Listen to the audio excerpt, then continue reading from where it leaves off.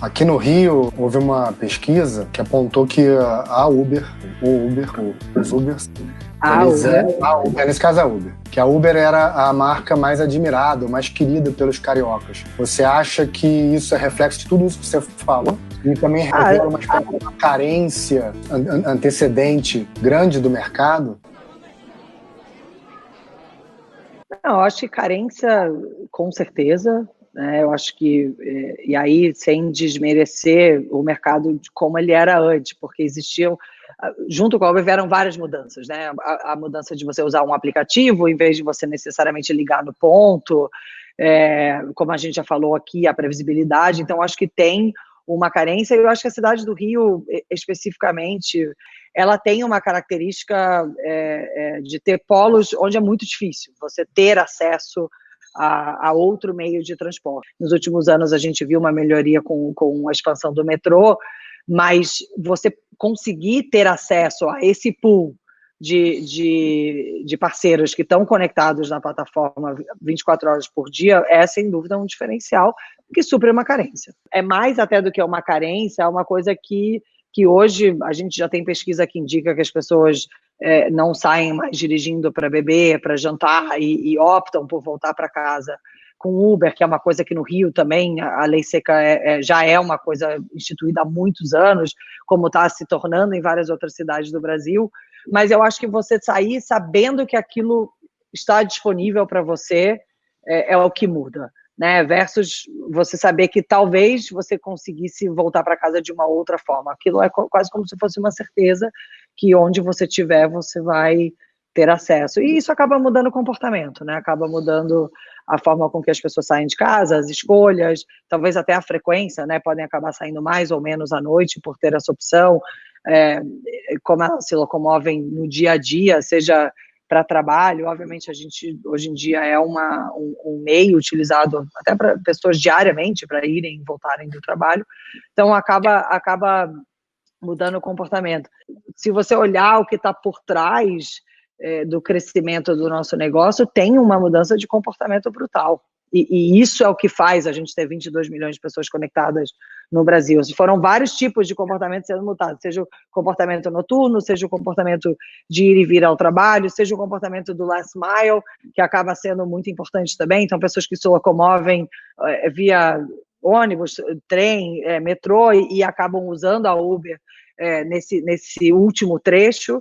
E, enfim, acho que são os múltiplos use cases que a gente tem que acabam permeando cidades não só como o Rio, né? Você tem cidade pequena também, com 100 mil habitantes, que hoje a Uber já é um dos principais meios de transporte.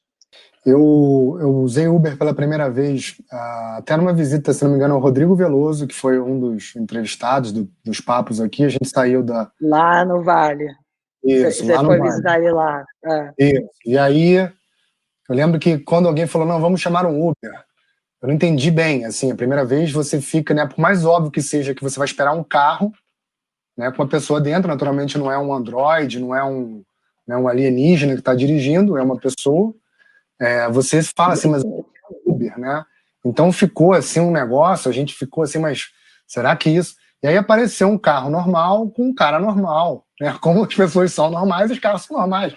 Então houve umas coisas, né? Houve aquele primeiro choque da ideia e depois quase assim um fascínio de uma ressignificada do óbvio.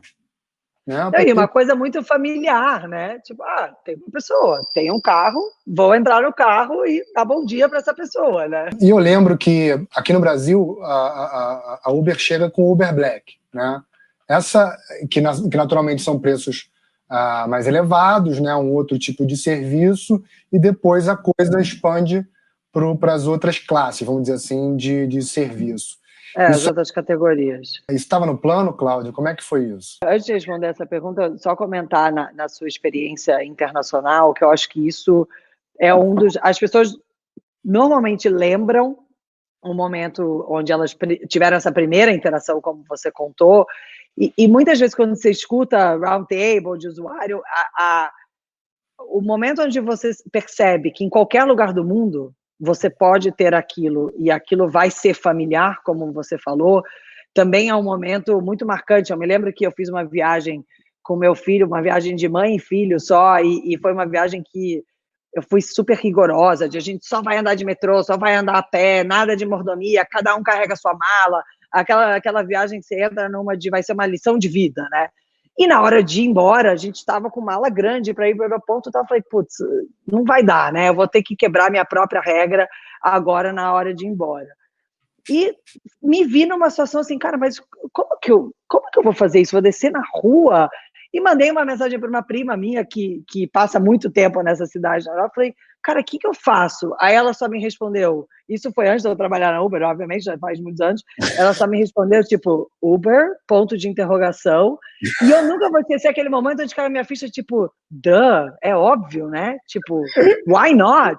E aí você entra exatamente no mesmo aplicativo, com o mesmo meio de pagamento, sem nenhuma fricção, e tem essa mesma experiência que você comentou. Então, eu acho que, voltando um pouco à sua pergunta da expansão, obviamente a expansão geográfica foi uma coisa que ficou muito evidente rápido, no sentido de, calma aí, essa necessidade existe em vários lugares do mundo, ela não é uma necessidade de Nova York ou do Vale do Silício, e tem uma questão de crescimento, capilaridade, ou seja, a partir do momento que vira um serviço que todo mundo quer, um serviço que preenche lacunas, como você falou, para você crescer no patamar que a gente tem hoje em dia, você tem que ir além do Uber Black, né? E crescer não é só crescer para outras cidades, é crescer para outros use cases, é crescer para outro tipo de cliente. E o que é mais curioso quando você olha as distinções, hoje a gente tem o Black, o Comfort, o X e o Juntos, né, aqui no Brasil, e agora o Uber Flash, que transporta coisas e não pessoas, que foi o que a gente lançou mais recentemente agora durante a pandemia.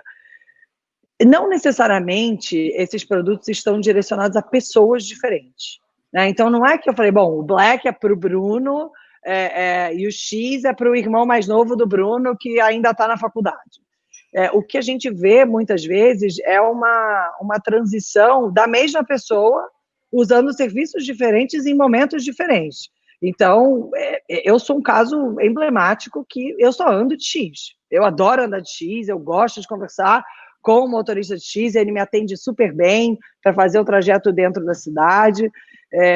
E talvez, se alguém fosse fazer o meu profiling tradicional, não me encaixariam como uma usuária de X. E eu brinco que quando eu saio com a Cris para fazer entrevista fora do escritório é quando eu ando de Black, porque a gente vai de Black durante o dia, a Cris, né, que é a minha assessora aí de comunicação, ela é uma mulher muito chique, e é um momento onde a gente anda de Black. Então, não necessariamente essa variação ela foi pensada nesse sentido, tipo, poxa, eu preciso mudar esse produto para atrair outros tipos de pessoas. Foi muito mais no sentido de atrair outros tipos de use cases. Então, se eu sou uma pessoa que não tenho mais carro e vou trabalhar todo dia de Uber, putz, a minha necessidade de ter um produto mais acessível, independente da minha classe social, ela é real, porque eu vou usar muito aquilo. Versus uma pessoa que vai usar no sábado à noite, que vai sair, ou numa viagem diferenciada que ela busca um Black. Então, essa adaptação para o use case, ela é muito importante, faz parte da forma que a gente pensa. Então, o lançamento do Flash agora foi exatamente isso, tipo, qual é o use case do momento? O use case do momento, as pessoas não estão saindo de casa e elas precisam mandar coisas, né? Documentos, bolos, e a gente constata isso quando a gente vê um pico de mais de 100% no Dia dos Namorados do Flash. Que as pessoas não podem sair de casa, querem seguir conectadas com ou um namorado, ou um amigo, ou uma pessoa para quem ela quer mandar um carinho, e o Uber Flash entra para atender esse use case. Então, se foi planejado, acho que não, né? Se a gente pensar lá atrás, na concepção da empresa, se alguém sentou e falou, não, esse daqui depois vai virar todos esses use cases, talvez não, mas eu acho que fala muito sobre a nossa cultura, sobre a forma que a gente chega em cada país, em cada cidade e em cada momento da sociedade e olha para aquilo e fala, poxa, como é que a Uber se encaixa nesses use cases, nesse exato momento? Qual é a necessidade? Uma vez eu fui a Orlando e eu pedi um Uber Eats, tá? A gente tava com fome, tinha chegado, sei lá, de parques e tal. E aí, ao contrário do Brasil, eu esperava uma moto e daqui a pouco chegou um carro, um Honda, e alguém salta e me entrega o pacote. Quais essas diferenças do mercado americano e por que no Brasil esse modelo é um pouco diferente?